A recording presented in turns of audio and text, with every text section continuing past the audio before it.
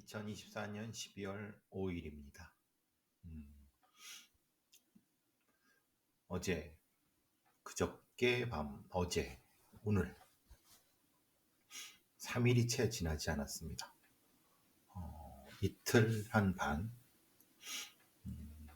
4일하고 이틀, 거의 한 48시간 좀 되네요.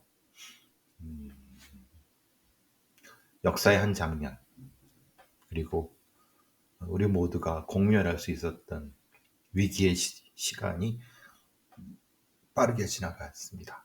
다행히도. 내란, 반란, 말란, 수계인 윤석열의 머저리 같은, 등신 같은 판단과 그 밑에 있던 허접한 인간들을 덕이라고 해야 되나요? 그리고 국민들과, 그리고 이제 국회의원들, 그나마 용기와 국민들의 용기와 국민들 때문에 그 내란, 쿠데타, 친위 쿠데타를 막았습니다. 근데 아직도 여전히 위험성은 도사리고 있습니다. 군사반란과 내란, 미수범, 윤석열이 아직 대통령의 자리에 있는 상태에서는 언제든지 이와 비슷한 머저리 같은 짓을 주가조작범 김건희하고 내란, 군사반란, 미수범 윤석열이 그 자리에 있는 대한민국의 민주주의와 최소한의 생명과 전쟁 공포는 지속될 거라고 생각합니다. 뭐 탄핵안이 올라갔지만 사실 국민의힘의 그 한동훈이라고 하는 그 새가슴, 그리고 그 무능한 인간이 그나마 이제 뭐 조금 역할을 했지만은 탄핵 자체는 되지 않은, 뭐 대안도 없죠. 근데 지들이 살려고 하면 탄핵을 하지 말아야 되는데 그러기에는 사실 여러 부담도 있고 여러 가지 상황에서 조금 오래 걸릴 것 같지만 반드시 내란 군사반란의 미수범인 윤석열과 주가조작범 김건희는 반드시 체포해서 의법, 사법 처벌을 해야 됩니다. 내란은 사용입니다. 내란 반란은 전두환, 노태우 사용입니다. 사형이 선고되고 집행이 됐으면 좋겠다는 생각을 합니다. 미수에 거쳤다 하더라도 대한민국의 최정의 군대를 동원해서 내란과 군사반란을 획책했다고 하면 친위 쿠데타를, 그것 자체는 당연히 사형 선고가 나야 되고 사형이 집행이 되어야 된다고 생각을 합니다. 그 주가조작범도 마찬가지로 처벌이 될 거고, 그 주위에 있는 떨거지 검사, 나부랭이 새끼들, 그리고 그 주변에서 있는 법꾸라지 놈들, 그리고 그 주변에 있는 그 하찮은 그 깜도 안 되는 것들, 대통령실이나 아니면 내각이나 이런 것들. 물론 내각에 적지 않은 사람들이 뭐 반대, 당연히 이건 상식적이지도 않고 말도 안 되잖아요. 당연히 반대, 그건 인간이 아니죠. 기본적으로 그 비상계엄을 찬성했다고 기본적으로 대가리가 없는 놈들이죠. 최소한의 머리 그 반대를 한 부분인 거죠. 몸으로 막았어야죠. 민주주의 헌정의 장관이라고 하면 당연히 몸으로 막았어야죠. 어쨌든 뭐 그런데 제가 오늘 드리고 싶은 말은 경찰의 역할, 그리고 요번에 707 특임단, 그리고 1공수, 그리고 과천에 있는 정부청사라든가 선관위 같은 일부를 정보했던 군인 부대들, 요 성격들에 대한 조금 설명을 좀 드리려고 합니다. 707이라고 하는 것이 만들어지게 된 것은 뭐라고 떠들든 이건 명확합니다. 12.12 군사 반란 때 전두환, 노태우, 전두환의 신군부 하나의 애들은 정병주 특전사령관을 체포했고 김부랑 소령을 살해를 했죠. 그 과정에서 문제가 된 거는 박희도부터 최세창 같은 그 공수 각각의 공수 여단들이 있단 말이에요. 1357 쭉 넘어가는. 그러니까 얘네들은 실제의 공수부대 병력이 있습니다. 실병력, 자기가 직접 여단이니까 대대장들 직접적으로 명령해서 같이 생활하면서 야 권총 들이대고 명령이야 출동해 이렇게. 노태우의 백마부대 구사단 제가 살던 정발선동에서 이마트 쪽 조금 가면 거기 사단본부가 있고요. 거기서 출동했던 애들이 실제로 이제 12.12 군사반란의 주역들이었죠. 그러니까 무력의 주역들이었죠. 그러니까 이 보병의 주력들, 기동 보병의 주력들이었고 실제로 거점을 장악했던 것은 공수부대. 이렇게 빠르게 두 가지 같이 이루어져야 됩니다. 군사반란이라는 것은. 근데 그런 과정에서 정병주 특전사령관이 이게 명령권자지만 실 지휘 병력이 아무도 없었어요. 그러니까 자기 부하인 특전사령관 밑에 있는 1공수 뭐 3군 박희도 해서 이런 애들이 실제로 자기 병력을 데리고 자기를 체포하러 오는데도 자기 직접적인 지휘 병력이 없었기 때문에 나중에 전두환이나 박희도 최세창이가 특전사령관이 될 때 예를 들어 박희도나 최세창 같은 애들이 생각할 때 야, 내 밑에 있는 공수부대 1, 공수 3 이런 애들이 자기랑 똑같은 짓을 하면은 나는 병력이 없는데 난 어떻게 지키지? 그 과정에서 이제 707이라고 하는 소위 말하는 각 공수여단 중에서 최정예 애들만 골라서 그거를 뭐 707 특임대든 뭐 그걸 만드는 거죠. 그러니까 별도의 부대를 만들어 걔네들은 다른 공수여단이 아니라 특전사령관 말만 바로 듣는 그게 유시진입니다. 그게 소위 말하는 유시진 대위, 송중기 그 역할을 했던 직함. 그래서 그 3스타인 특전사령관이 바로 유시진한테 명령 내리고 그러지 않습니까? 물론 중간에 있지만 실제로 명령권자가. 그러니까 걔네들은 뭐 기껏해야 대대급도 안 될 겁니다. 뭐 그렇지만 그 최정예 중에 최정예를 모았기 때문에 최소한 걔네들 중대급 정도만 가지고도 세네 배들을 너끈히 막아낼 수 있는 그게 이제 707의 원조가 되고 이게 이제 특전사령관이 자기 병력, 실병력을 가지고 있는 거죠. 일종의 가병 같은 역할을 하는 거죠. 그런데 그렇게 표현하면 안 되잖아요. 그러니까 707 특임단이 소위 말하는 대테러 역할에서 굉장히 중요한 역할. 그래서 요번에 나온 애들이 지금 국회에 들어간 애들 보십시오. 군복도 이상하죠?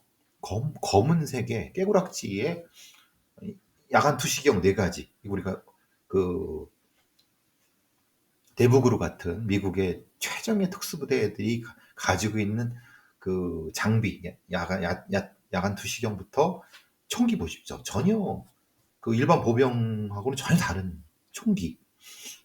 그런 거 할 수 있는 겁니다. 그러니까 훈련도. 근데 일종의 김정은 참수부대 같은 그런 것들이죠. 최정예 부대. 근데 문제가 생긴 겁니다. 무슨 문제가냐. 사실 요번에 쿠데타를 시도했던 애들이 대부분 뭐 충암고 밑에 김영현 뭐 중기관에 있는 뭐 충암고 육사 걔네 4명 네 놈들 이 네 놈들도 다 군사반란에 해서 다 사형시켜야 됩니다. 대장 출신들 육사 지금 육사 자체도 없애야 될 생각이 있어요. 육사 자체를 없애고 중간에 간부 육성 학교로 바꿔야죠. 지금처럼 육사가 개판이면 안 돼요. 양광준이 같은 새끼들 보십시오. 그런 놈들 키우라고 육사를 만드는 놈입니까? 지금 육사의 별 단 놈들 구데타라고, 예? 그 같지도 않은 그 군사반란 수계 윤석열이 말 들어서 구데타라고 육사 만든 건 겁니까? 육사를 없애고 간부 육성학교로 바꿔야죠. 그럴 생각이면 이건 아직 뭐 논의해봐야 되겠지만 그놈도 그 네 놈도 당연히 군사반란에 하면서 사형을 시켜야 된다고 저는 보고요. 어쨌든 그런 과정에서 근데 이제 지금의 일선 지휘관 애들이 보안을 지키려고 했지만 실제로 포섭하기가 쉽지 않았을 겁니다. 그죠? 왜 포섭하게 여기서 이제 문제가 되는 게 특전사령관이 자기가 가용할 수 있는 병력이라는 건 사실 실공출이죠.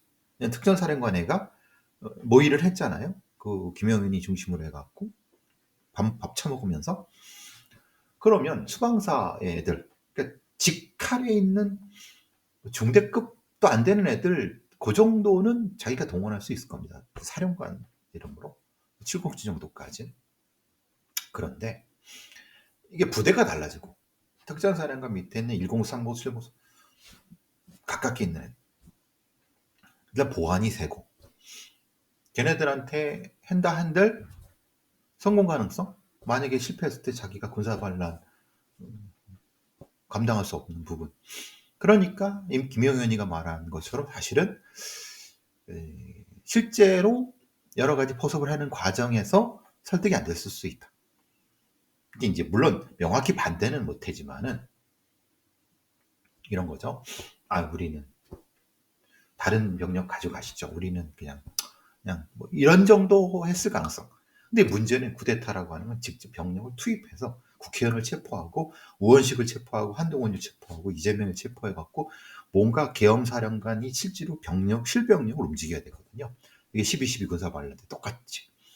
12.12 군사반란 자체를 보시면 아시겠지만 이미 계획이 다 짜갖고 그 계획 짜 있는 상태에 대대장급, 중대장급 애들도 포섭이 돼서 바로 명령, 일반 총을 쏘는 사병들을 장악하고 있어야 되거든요.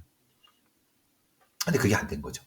그러니까 실제로 통제할 수 있는 707 몇백 명, 그리고 뭐 수방사 밑에 있는 애들 과천에 몇 명, 이런 정도밖에. 그리고 지금 구사단 백마에서도 실제로 이제 그 연대 병력은 연대장한테 얘기를 해야 되잖아요. 연대장한테가 포섭을 못한 거죠.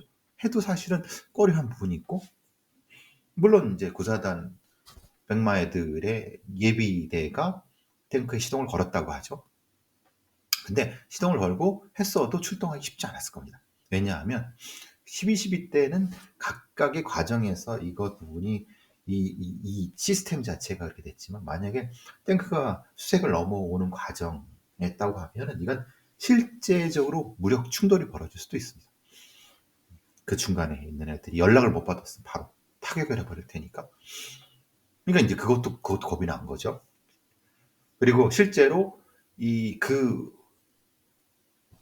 야밤에 탱크를 몰고 했을 때 그럼 어느 거점에?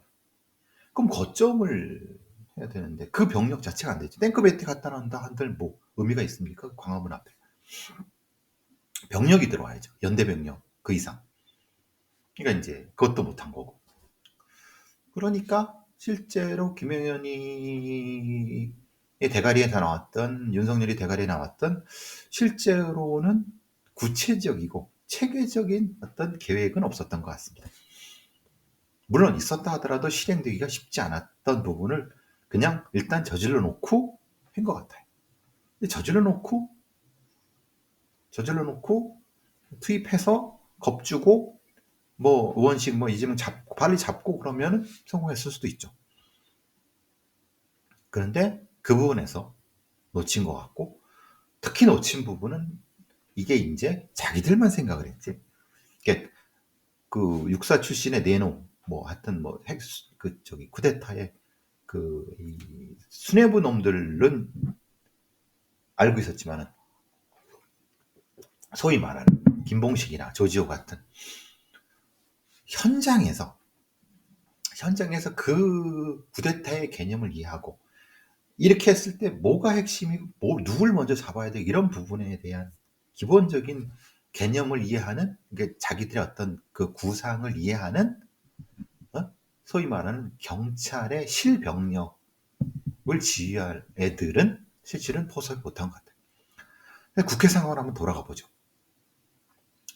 지금 상황은 김봉식 아마도 조지호나 김봉식인데 조지호는 패스한 것 같습니다.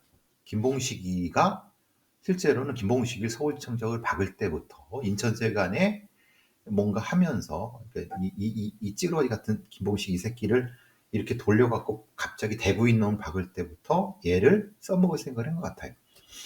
근데 조지호는 사실은 이 경찰국장 출신이기 때문에 써먹은 것 같고 근데 둘한테 써먹은 건 바로 실제로 이제 이것은 이명박 때 그 명박산성 쓰고 그럴 때 청와대에서 서울청 경비부장 그리고 직통으로 기동단으로 내려오는 명령 체계를 했을 겁니다. 가장 빠르고 가장 효과적입니다. 그래서 국회 경비를 하는 기동단, 기동대, 최소한 이게 대대급 쪽도 안 되는 거지만 굉장히 효과적으로 쓸 수 있습니다. 사실 얘들이 가장 이 상황에서 가장 막힌 것은 다른 게 문제가 아니라 서울청 기동단에 실제적으로 이것을 운영할 수 있는 현장에 있는 자기 편의 지휘관을 확보했어야 된다고. 근데 그게 안 된 거예요. 왜냐하면 옛날하고 다릅니다. 옛날에는 전경, 의경이 있었고 얘네들이 이제 경찰대 출신의 전경소대장 이런 놈들이 있어서 몇 명만 이제 포섭하면 대충 딱 아구가 맞춰지지만 지금은 전의경이 없습니다. 기동단도 대부분 기동대 경찰에도 대부분 직업 경찰들이에요.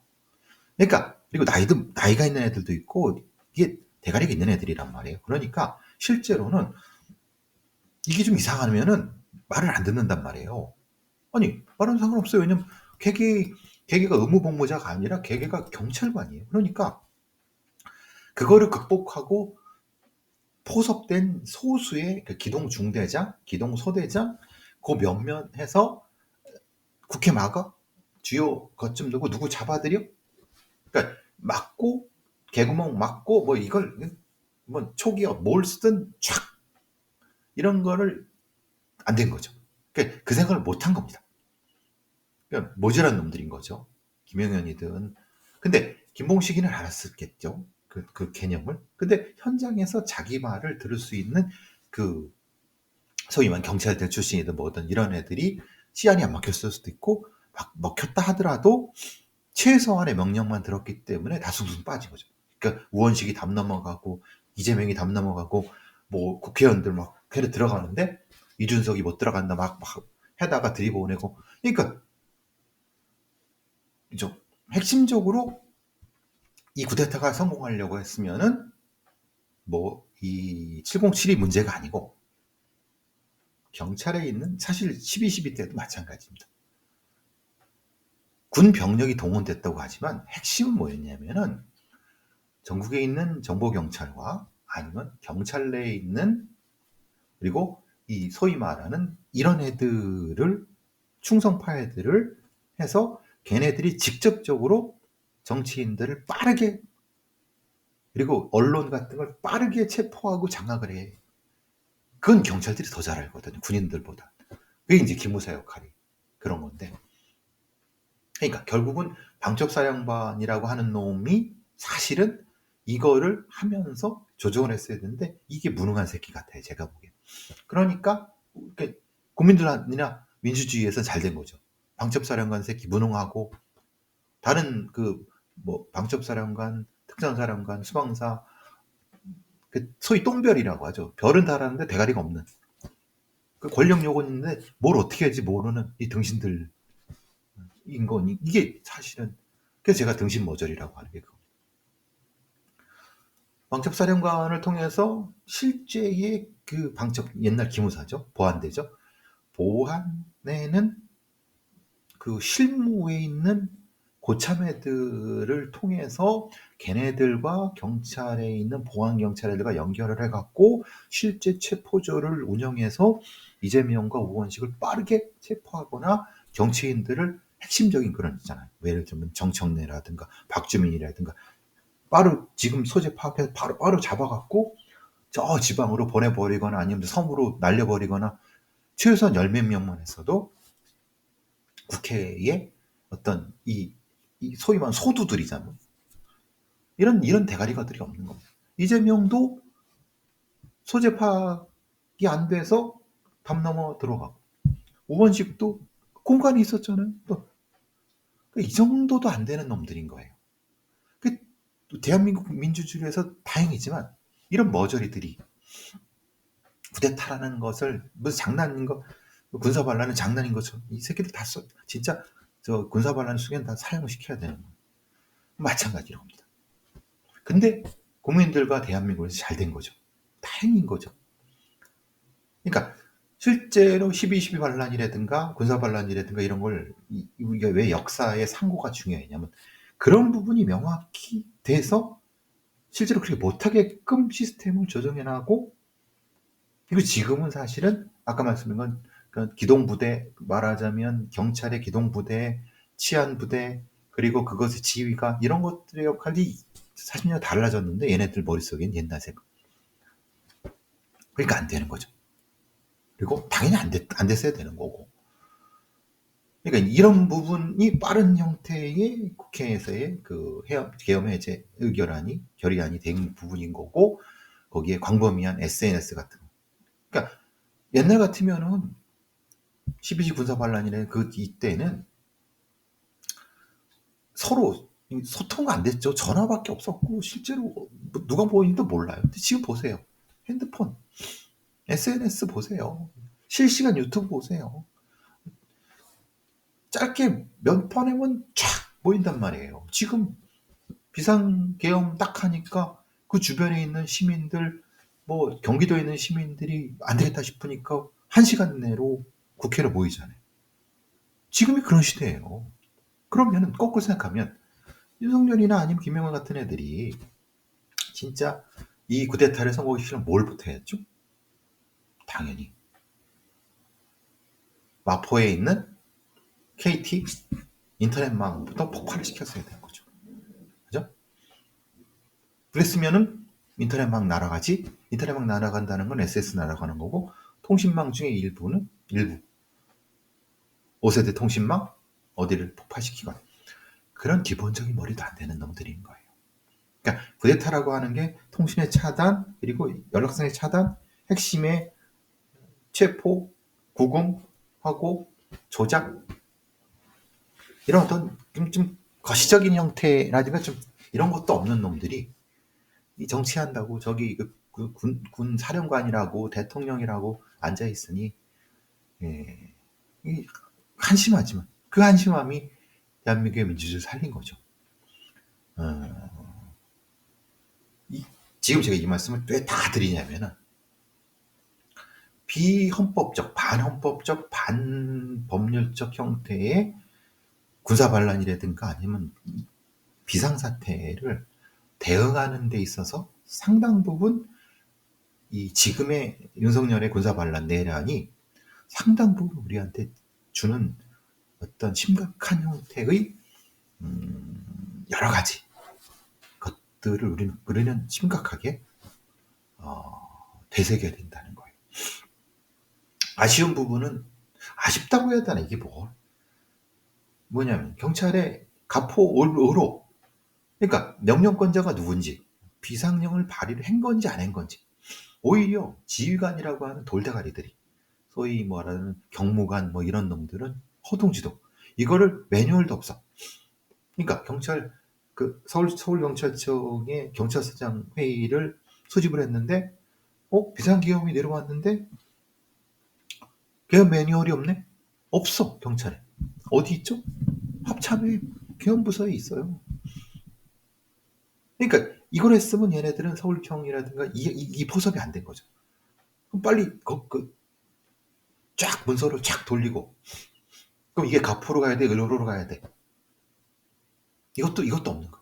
그러니까 거꾸로 생각하면 경찰의 가포 비상령, 의료 비상령의 소위 비상 위기 대응 자체가, 그리고 그 비상 위기 대응을 체크할 수, 이게 진짜 헌법에 맞게 된 거야 안 된 거야를 확인할 방법이 없는 거예요. 그러니까 우왕좌왕한 거죠. 그러니까 사실 이태원 참사라든가 여러 그 대형 참사라든가 재난을 겪으면서도 이런 매뉴얼이라든가 훈련이 전혀 안 된 거예요. 다행히 이건 오히려 안 된 게 쿠데타를 막는데 도움이 됐지만, 어떤 진짜 비상 위기 상태에서 지금처럼 경찰이 우왕좌왕, 이거 심각하게 경찰 내부에서 당연히 이거를 했던 조지호나 김호시 같은 놈, 거기에 비상계엄이라고 하는 군사 반란에 동조했던 놈들은 당연히 처벌받아야 되지만, 비상 시스템 자체가 작동이 안 됐다는 것 자체에 대해서 매뉴얼적으로 좀 점검을 해봐야 되는 거예요. 이런 거죠. 이게 이게 헌법에 맞게 법에 맞게 지금 비상계엄이 된 거예요. 그럼 됐을 때는 어떤 병력을 어디로 가서, 경찰들은 어디로 가서 뭘 해야 돼? 이런 것도 뭐 그냥 우왕좌왕. 아유, 한심한 새끼. 제가 그래서 계속 경찰 욕을 하는 거예요. 군인은 내가 뭐 얘기는 앞에서 말씀.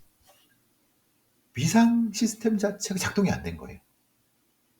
다행히 그것 때문에 쿠데타를 막았지만 이건 진짜 문제가 있는 거라는 거예요. 그러니까 즉 시스템 자체를, 이게 뭐냐면 엉뚱한 반헌법적인 쿠데타를 일으키는 놈들이 있다고 하더라도 경찰 내에 그것을 방어할 수 있는 시스템만 있으면은 군대가 몇만이 들어와도 요소 경찰의 기동부대라든가 일개 경찰서에 그 인원만으로도 충분히 막을 수 있는 거예요. 그런 시스템이 경찰에 안 돼 있다는 게 너무 안타깝고 작동도 안 된 거고, 그런 것들을 언론이 이 탄핵 사태든 어쨌든 과정에서도 다 짚어줘야 된다는 거예요. 누구 하나 의인들이 나타나는, 뭐 당연히 시민의 자발적인 어떤 민주주의 수요식은 당연한 거지만 최소한의 민주주의 방어 시스템이 작동이 안 됐다는 거잖아요. 그 부분은 상당히 우리가 반성을 해야 된다. 프로파일러들은 계엄 때 뭘 하나요? 이렇게 물어보면 합신조입니다. 채출돼갖고 합동신문조. 글쎄, 뭐 저 같은 전직이야 현직도 아니니까 또 차출될 이유가 없지만, 현직에 있는 애들은 차출돼갖고 통합 합동신문조에 갔겠죠.